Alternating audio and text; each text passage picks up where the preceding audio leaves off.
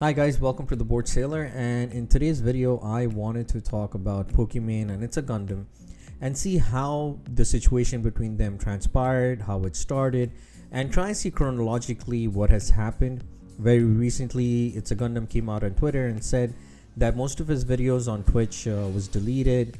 Also, he was banned from Twitch for 7 days. He's back again.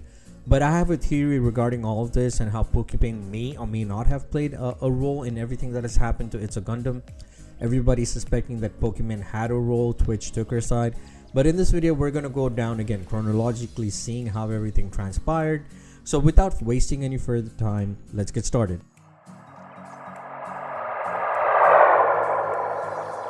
So it basically all started when ItsaGundam made a video called Simp Willingly Goes Homeless for Pokimane. This was done May 13, 2020.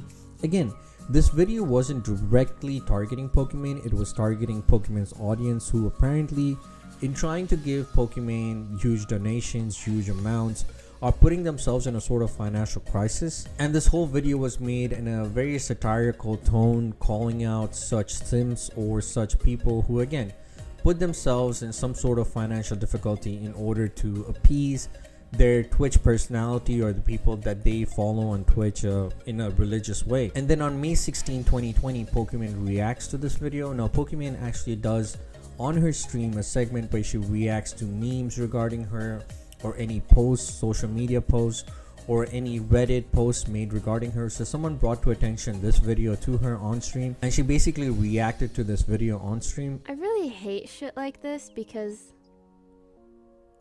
all of this stuff is fake. It's so fake. Again, she has every right to react in whichever way she wants. If she doesn't like the video, if she dislikes the video, or she thinks that the video is portraying her in a negative way or something that she doesn't want to be associated with, she has every right to call out that video. But then she takes it a step further, and live on stream she goes into the sponsor of that video and she calls them out. As you can see back on Gundam's page, the video was sponsored by Bridge Wallet, and she basically says that anybody who basically is trolling her or casting her in a negative light or is spreading false information about her should not be sponsored by anybody at all. As you guys can see, she actually made a post on June 19th in which she said, "I understand what you're saying and I've apologized for many things in the past. However, calling me a thought or lying about my fans is not criticism, and my opinion on whether or not that sort of thing should be sponsored is, in my opinion, not something I need to apologize for." On June 18th, she also had another tweet where she said, "I'd like to publicly clarify that I don't condone going after someone or their sponsors simply because you disagree with them or because you dislike them. However, I also think content that spread lies, misinformation, and insults people based on their looks shouldn't be sponsored, regardless of a channel's size. That sort of thing can traumatize people or fans, plus cause a lot of unnecessary hate. I understand if you disagree with my stance, but this is just my opinion, as you are allowed to have and share yours." So in the meanwhile, what happened was on June 12, 2020, Gundam put out a video saying, "Twitch suspended me. I think we all know why." And this was very weird. As you can see on the screen, one of the reasons that Twitch basically gave him for suspending him was targeting others with repeated or severe personal abuse. And as far as where the violation occurred, it was in your channel profile. So as you can see, he's actually talking about what his channel profile had, and it's like, it says things like, "Well, I am a recovering loseraholic, often unreliable, easily distractible," but that's funny. "A man of mystery and power, whose power is exceeded only by his mystery. My gaydar is broken, born at a very young age. I hope one day I love something the way women in yogurt commercials love yogurt." Again, by seeing that profile, by reading that profile, you can see that this man is highly satirical.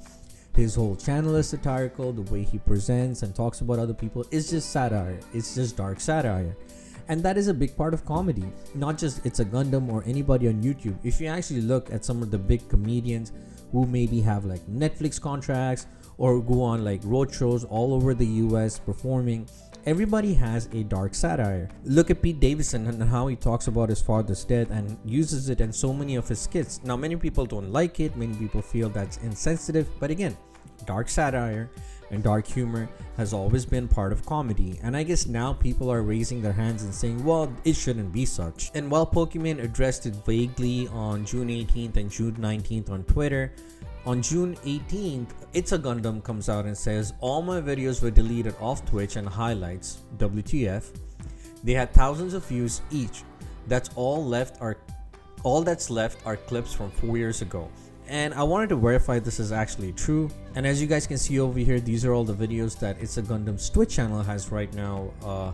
And the very last one was 4 days ago. If you look past it, everything else is like from 4 years ago. So then looking at all of this, I somehow feel that Pokimane had a role in all of this. Now, this is just mere speculation. It's possible that ItsaGundam's videos were deleted based on all the DMCA takedowns that have been happening all over Twitch. Again, ItsaGundam actually addressed it on Twitter and said that he does not have any music on his videos that deemed it for takedown. And as far as I understand, Twitch is not going randomly deleting videos.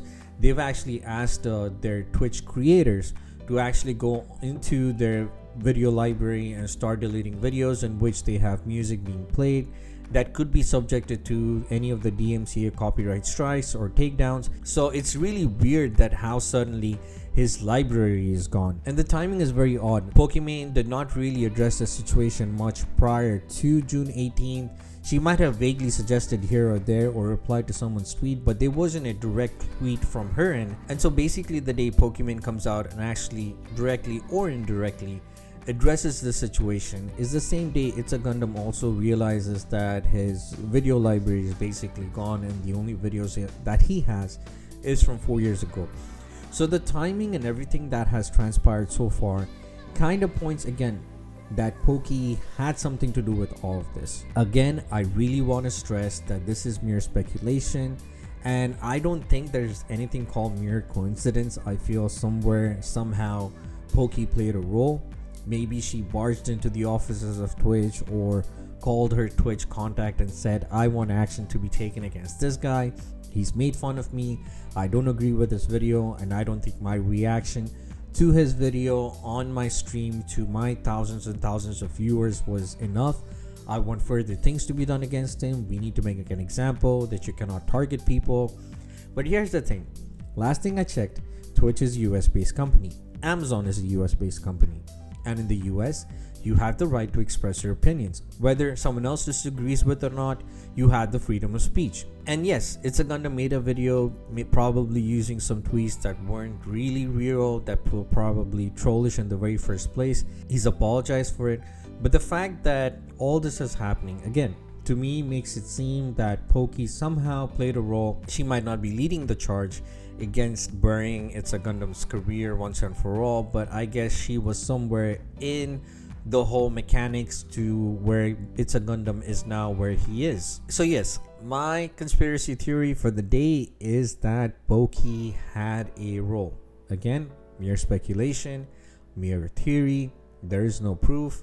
If it isn't, and if there's some other reason why this happened to ItsaGundam where his videos got taken down and Poki had no role at all in any of this, then I sincerely apologize to Poki. You continue the hustle that you are doing. You don't need any validation from a small YouTuber like me. But then again, being the small guy that I am, the small content creator that I am, I also feel that there needs to be a space where everyone can thrive, even small content creators like me, and we can express our views and express our concerns and express our theories regarding other content creators, whether they be big or small, and have a platform where we're not targeted, where basically our content is not bullied into deletion, and where other big content creators with all the resources that they have are not going against us on a war or on a battle that we are not equipped to fight. So that's it for today's video, guys. Leave a like, comment, subscribe. Please let me know what you guys think. Do you think Poki had a role with anything that is happening to Gundam, and especially his Twitch channel?